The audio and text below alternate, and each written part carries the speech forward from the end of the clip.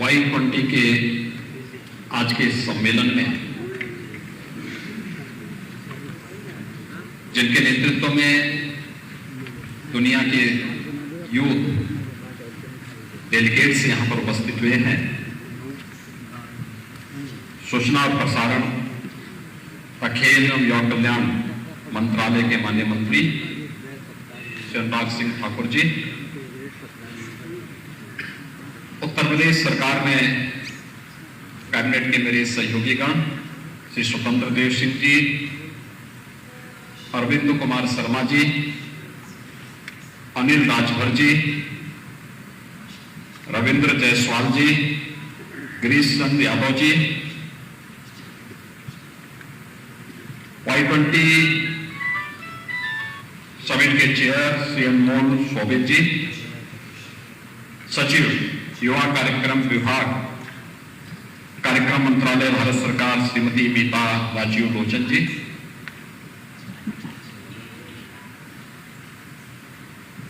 G20 और अन्य सहयोगी देशों के सभी प्रतिनिधिगण और देश भर से आए हुए हमारे सभी युवा साथियों, देश के सबसे प्राचीन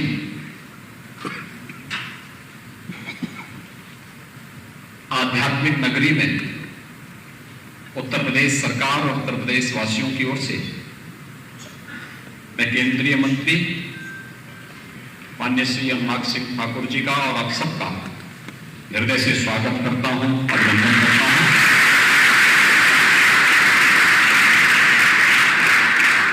मैं आभारी हूं देश के यशस्वी प्रधानमंत्री और वाराणसी के लोकप्रिय सांसद आदरणीय श्री नरेंद्र मोदी जी का, जिन्होंने G20 से संबंधित कई समिट के आयोजन का अवसर उत्तर प्रदेश को दिया। उसमें Y20 का यह मुख्य समिट वाराणसी में आयोजित हो रहा है। मैं इसके लिए उनका उत्तर प्रदेश वासियों की ओर से हृदय से आभार व्यक्त करता हूं।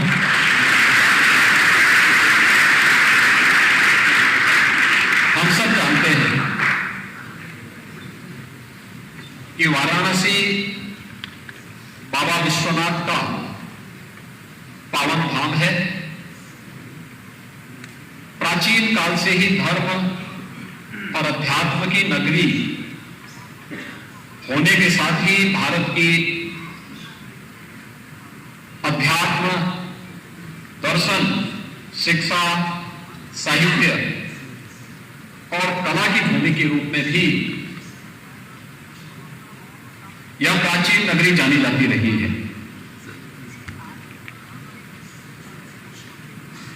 यह हमारा सौभाग्य है कि वाराणसी उत्तर प्रदेश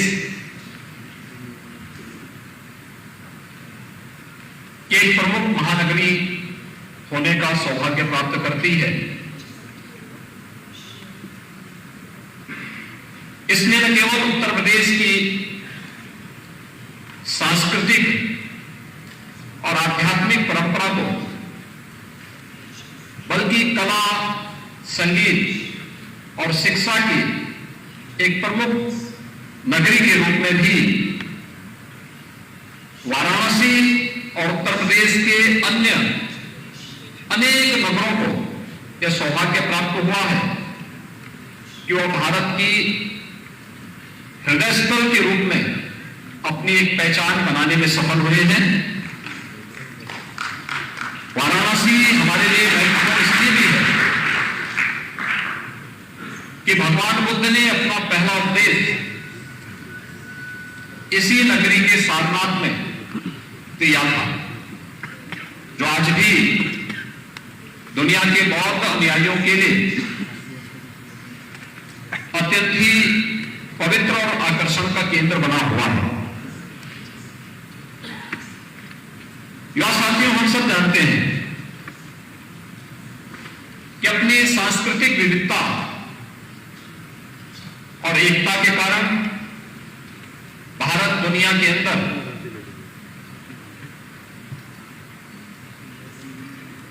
दुनिया के नागरिकों के लिए आकर्षण का एक केंद्र है।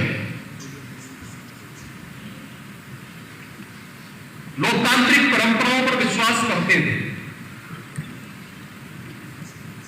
भारत के अंदर 140 करोड़ की आबादी जिस भाव और भंगिमा के साथ भारत की एकता और भारत की अखंडता के लिए अपने यशस्वी नेतृत्व में कार्य कर रहा है, वह भारत को दुनिया की सबसे बड़ी युवा आबादी के रूप में भी प्रस्तुत करती है। डेमोग्राफी, डेमोक्रेसी और डाइवर्सिटी की यह त्रिवेणी हमें विशिष्ट बनाती है। नित्य नूतन चिर पुरातन संस्कृति की सुदृढ़ नींव पर हमारा देश अपनी स्वतंत्रता के 75 वर्ष पूरा करते हुए अमृत काल के प्रथम वर्ष में G20 के इस प्रतिष्ठित आयोजन की अध्यक्षता कर रहा है। हर भारतवासी न केवल इन आयोजनों के प्रति लालायित है, बल्कि अपने आप को वैश्विक मंच पर एक उभरते हुए भारत के रूप में प्रस्तुत करने में गौरवान्वित भी महसूस करता है। G20 की theme one earth, one family, one future, यह वास्तव में भारत की प्राचीन उस व्यवस्था को प्रस्तुत करता है जिसने हजारों वर्ष पहले दुनिया को वसुधैव कुटुंबकम का एक संदेश दिया था। यानी पूरी दुनिया एक परिवार है, एक परिवार के रूप में पूरी दुनिया को मानने वाली उस व्यवस्था को, जिसका वास्तव में अर्थ क्या कि यह मेरा, यह तेरा, यह विचार संकुचित सोच के लोगों का है। उच्च चरित्र वाले लोग समस्त संसार को ही परिवार मानते हैं। हमें गर्व है, भारत ने सदैव से ही इन उदार भावनाओं का प्रतिनिधित्व किया है और G20 का यह समिट इस बात का उदाहरण भी है। हमारे युवा आने वाले समय के नीति नियंता हैं और इसीलिए विश्व मानवता के बेहतर भविष्य के लिए वर्तमान में किए जा रहे विमर्श में उनकी भागीदारी अत्यंत महत्वपूर्ण है। G20 के अंदर Y20 का आयोजन वास्तव में इस पूरे आयोजन की प्रासंगिकता को भी आगे बढ़ाता है। यह सम्मेलन इस वैचारिक यात्रा की प्रगति का प्रतीक है, जो दुनिया के सभी कोनों से आए हुए युवाओं के सामूहिक प्रयास से कई माह पूर्व प्रारंभ की गई और यह पहली बार नहीं हुआ। मुझे जब मैं अपने युवा साथियों के बारे में सोचता हूं और जब मुझे कहीं से लगता है कि लोग हमारे युवाओं के इस पोटेंशियल पर, उनकी प्रतिभा पर प्रश्न खड़ा करने का प्रयास करते हैं, तो मुझे स्वयं उस समय दुख होता है। दुख इस बात को लेकर के होता है कि कौन सा ऐसा कालखंड नहीं था जब युवाओं ने अपनी प्रतिभा और अपनी ऊर्जा से समाज को एक नई दिशा न दी हो। युवा साथियों, आप प्राचीन काल से भारत की व्यवस्था को देखें या दुनिया के अंदर भी युवाओं ने अपने समय में जो कार्य किए, उसमें जब हम लोग युवा शक्ति की बात करते हैं तो हमें मर्यादा पुरुषोत्तम प्रभु श्री राम भी याद आते हैं। उन्होंने कहा था, जब उन्होंने संकल्प लिया था, निस्सरहीन करो वही भुज उठाए प्रण कीन, यह प्रभु राम का वह आह्वान है जो भारत की धरती से राक्षसी वृत्ति को, नेगेटिव पावर्स को पूरी तरह समाप्त करने का आह्वान उन्होंने किया था। का प्रोग्राम युवा ही थे। याद करना, मथुरा को कंस के अत्याचारों से मुक्त करने वाले, उनके राक्षसों के अत्याचार से मुक्त करने वाले, परित्राणाय साधूनाम विनाशाय च दुष्कृताम का आह्वान करने वाले श्री कृष्ण भी युवा ही थे।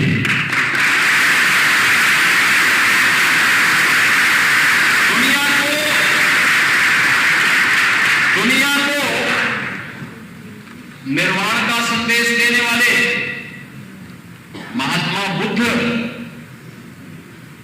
ज्ञान प्राप्त करने के बाद पहला उपदेश इसी वाराणसी में देते हैं, सारनाथ में, और तब वे युवा ही थे। भारत के अंदर 4 कोनों में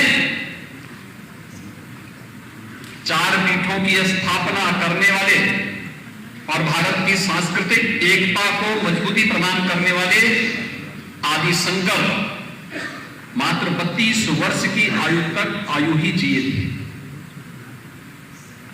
स्वामी विवेकानंद ने वैश्विक मंच पर भारत की प्रतिष्ठा को बढ़ाने का कार्य किया और मात्र 39 वर्ष का जीवन जिया था। स्वामी प्रणवानंद जी ने मात्र 42 वर्ष का जीवन जिया था। 1.25 लाख से एक लड़ाओ तो गोविंद सिंह, इसका उद्घोष करने वाले गुरु गोविंद सिंह हो, महाराणा प्रताप हो, छत्रपति शिवाजी महाराज हो, ये सभी युवा ही थे।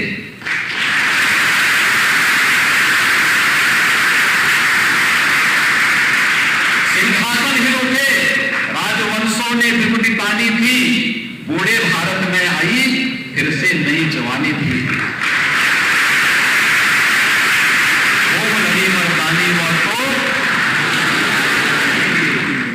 ये कहने वाली महारानी लक्ष्मीबाई इसी काशी में जन्मी थी और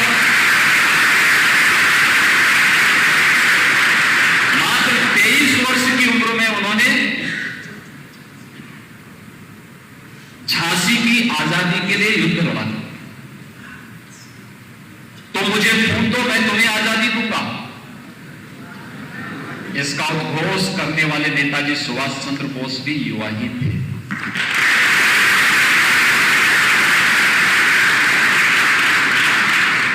भारत की आजादी के लिए क्रांति दूत बनकर के जिन अमर बलिदानियों ने अपने आप को बलिदान किया, चंद्रशेखर आजाद, सुखदेव, राजगुरु, अस्फाउल्लाह खां, पंडित राम प्रसाद बिस्मिल, ठाकुर रोशन सिंह, ये जितने भी क्रांतिकारी थे ये सभी युवा ही थे।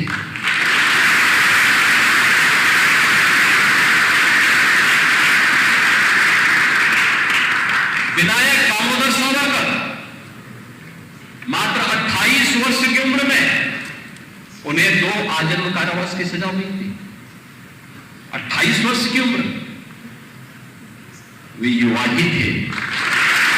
और महाभारत का वह दृश्य जिसमें 16 वर्ष का अभिमन्यु चक्र व्यूह को बेचता हुआ और छक्के छुड़ाता।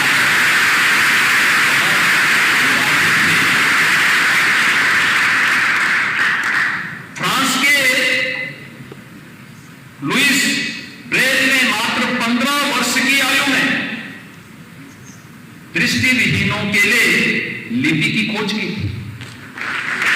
15 वर्ष की आज क्या होती है। और कहते हैं सापेक्षता का सिद्धांत देने वाले आइंस्टीन की आयु उस समय जब उन्होंने सिद्धांत दिया था मात्र 16 वर्ष की थी।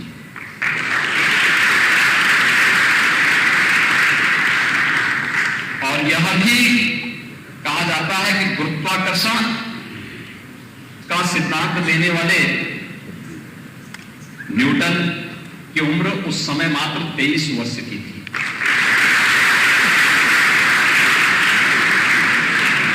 जब यहां पर युवाओं की इस प्रतिभा के बारे में भारत सरकार की युवा कल्याण मंत्रालय की सचिव उस थीम के बारे में बता रही थी और अनुराग जी ने इस बारे में विस्तार से हम सबके सामने बात रखी, तो मुझे लगा कि वास्तव में प्रधानमंत्री मोदी जी ने तो आने के बाद भारत के युवाओं के इस प्रतिभा, इस पोटेंशियल को आगे बढ़ाने के लिए उन्हें एक मंच दिया। स्टार्टअप इंडिया का, स्टैंड अप इंडिया का और अटल इनोवेशन मिशन का, अनेक ऐसे कार्यक्रम जो भारत के युवाओं को इनोवेशन और रिसर्च के क्षेत्र में आगे बढ़ाने के लिए एक नए अवसर प्रदान करते हैं, एक नए भारत का दर्शन करा रहे हैं। भारत वैश्विक स्तर पर आज G20 के समूहों की अध्यक्षता कर रहा है, लेकिन प्राचीन काल से ही भारत ने इस क्षेत्र में सदैव विश्व मानवता के कल्याण का मार्ग प्रशस्त किया है। और आज जब G20 के इस समिट में Y20 का यह समिट वाराणसी में आयोजित हो रहा है, तो 5 टीम इस अवसर पर दुनिया भर से आए हुए युवा प्रतिनिधियों ने तय किए हैं। ये वास्तव में दुनिया को वसुधैव कुटुंबकम के संदेश के साथ जोड़ते हुए तो एक संदेश है दुनिया के सामने। उस संदेश को जोड़ने का, उस संदेश के साथ उन्हें आगे बढ़ाने का और मानवता के कल्याण का मार्ग प्रशस्त करने का होगा। G20 के समिट में Y20 का यह समिट, जिस व्हाइट पेपर को आप लोगों के द्वारा जारी किया जा रहा है, ये दुनिया के युवाओं को उनकी सकारात्मक ऊर्जा के साथ जोड़ते हुए उनकी प्रतिभा का उपयोग विश्व मानवता कर सके, क्योंकि हमारा आज का युवा और केवल युवा नहीं है, वह आज का नेता है और कल का निर्माता भी है। उस युवा शक्ति को हम सब उसकी प्रतिभा का सम्मान करते हुए आगे बढ़ने के लिए प्रेरित कर सकेंगे। Y20 का यह समिट इस देश से अत्यंत फलदायी साबित होगा। मुझे पूरा विश्वास है कि वाराणसी और उत्तर प्रदेश का आपका प्रवास दुनिया भर के युवाओं के लिए एक नई प्रेरणा का संदेश लेकर के जाएगा। इस विश्वास के साथ Y20 के इस समिट के प्रति मेरी मंगलमय शुभकामनाएं हैं। धन्यवाद। जय हिंद।